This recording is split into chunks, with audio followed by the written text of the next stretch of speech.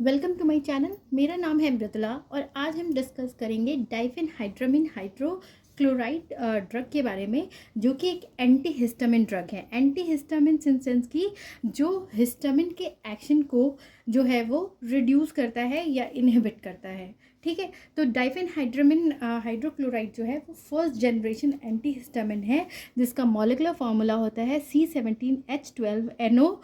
ठीक है, और ये इसका स्ट्रक्चर है। IUPAC नेम जो है वो इसका है 2-डाइफिनाइल मिथॉक्सी NN डाइमिथाइल इथाना अमाइन। ठीक है, अब हम देखेंगे इस ड्रग की सिंथेसिस के बारे में।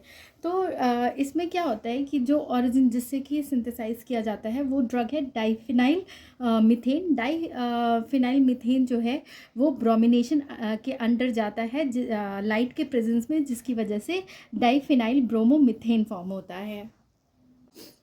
उसके बाद जो ये डाइफेन ब्रोमोमीथेन होता है उसको beta di methyl amino ethanol sodium carbonate के साथ हीट किया जाता है टॉलिन के प्रेजेंस में, जिसकी वजह से डाइफेन हाइड्रामिन बेस फॉर्म होता है। फिर इस डाइफेन हाइड्रामिन बेस को का डिस्टिलेशन किया जाता है, जिससे कि टॉलिन जो है वो रिमूव हो जाता है और प्योरीफाइड डाइफेन हाइड्रामिन मिलता है। फिर इस प्योरीफाइड डाइफेन हाइड्रामिन को हाइड्रोक्लोरिक एसिड के साथ ट्रीट करते हैं, जिसकी वजह से जो ये है आपको डाइफेनहाइड्रामिन क्लोराइड में ये कन्वर्ट हो जाता है, जो कि हमारा मेन ड्रग है। अब हम पूरी सिंथेसिस को एक साथ देखते हैं। तो सबसे पहले डाइफिनाइल मीथेन जो है वो उसका ब्रोमिनेशन होता है लाइट के प्रेजेंस में, जिसकी वजह से डाइफिनाइल ब्रोमोमीथेन फॉर्म होता है। फिर ये जो है वो बीटा डाई मिथाइल एमानाइन इथेनॉल और सोडियम कार्बोनेट के साथ हीट किया जाता है 40 डिग्री सेल्सियस पे और टॉलिन के प्रेजेंस में, जिसकी वजह से डाइफेनहाइड्रामिन बेस फॉर्म होता है। फिर इसका डिस्टिलेशन किया जाता है, जिससे कि टॉलिन रिमूव हो जाता है और हमें प्योरीफाइड डाइफेनहाइड्रामिन मिलता है, जो कि फिर हाइड्रोक्लोरिक एसिड के साथ रिएक्ट करके डाइफेनहाइड्रामिन हाइड्रोक्लोराइड फॉर्म करता है। ठीक है, तो जैसा मैंने बताया कि डाइफिन हाइड्रामिन जो है वो एंटी हिस्टामिन है। तो ये जो है वो H1 रिसेप्टर्स पे एंटागोनिज्म का काम करता है, यानी कि जो H1 रिसेप्टर है जहाँ पे हिस्टामिन बाइंड करेगा और फिर वो अपना एक्शन प्रोड्यूस करेगा, तो वो हिस्टामिन को बाइंड नहीं करने देता और ये जाके बिंड हो जाता है, जिसकी वजह से ये उसके जस्ट जो है वो अलग इफेक्ट प्रोड्यूस करता है। H1 रिसेप्टर्स जो है बेसिकली रेस्पिरेटरी स्मूथ मसल्स में प्रेजेंट होते हैं, vascular endothelial cells, gastrointestinal tract, cardiac tissue, immune cell, uterus और CNS में प्रेजेंट होते हैं। तो जब H1 रिसेप्टर्स स्टिमुलेट होते हैं हिस्टामिन की बाइंड होने पे, तो वस्कुलर परमेबिलिटी इंक्रीज हो जाती है, वैसोडाइलेशन कॉज होता है, जिसकी वजह से फ्लसिंग होती है। जो आर्ट्रियोवेंट्रिकुलर नॉड का कंडक्शन टाइम है वो डिक्रीज हो जाता है। जो सेंसरी नर्व्स हैं वो स्टिमुलेट हो जाते हैं, जिसकी वजह से कफिंग कॉज होती है।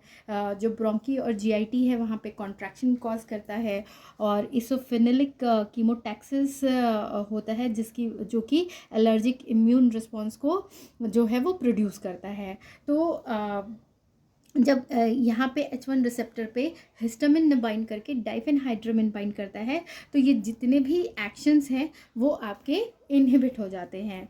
उसके साथ ही डाइफेनहाइड्रामिन जो है वो ब्लड ब्रेन बैरियर को ईजिली क्रॉस कर लेता है, जिसकी वजह से वहाँ पे भी वो H1 CNS रिसेप्टर्स को एंटागोनाइज कर देता है, जिसकी वजह से ड्राउजीनेस जैसी फीलिंग होती है। ठीक है, तो ये था अबाउट कि वो कैसे एक्ट करता है। अब हम देखते हैं कि प्रॉपर्टी। तो बेसिकली डाइफेनहाइड्रामिन क्लोराइड जो है वो वाइट क्रिस्टलाइन पाउडर है, जो कि वाटर में सॉल्युबल होता है, लेकिन जब लाइट के आगे आता है तो इसका कलर जो है वो डार्क हो जाता है। अब हम बात करेंगे कि डाइफेनहाइड्रामिन क्लोराइड जो है वो कहाँ यूज़ होता है। तो बेसिकली ये एलर्जिक कंडीशंस को ट्रीट करने के लिए यूज़ होता है, जैसे अर्टिकेरिया, जिसमें कि स्किन में रेडनेस या स्वेलिंग हो जाती है, कंजक्टिवाइटिस जो कि आई इन्फेक्शन है, प्रियोराइटिक, इसमें भी इचिंग होती है स्किन के ऊपर, और रिनाइटिस जिसमें कि नोज़ जो है वो स्टफी हो जाता है। ठीक है, यानी कि प्रॉपर एयर मेंटेन नहीं हो पाता है। इसके अलावा ये मोशन सिकनेस को भी प्रिवेंट करने में हेल्पफुल है।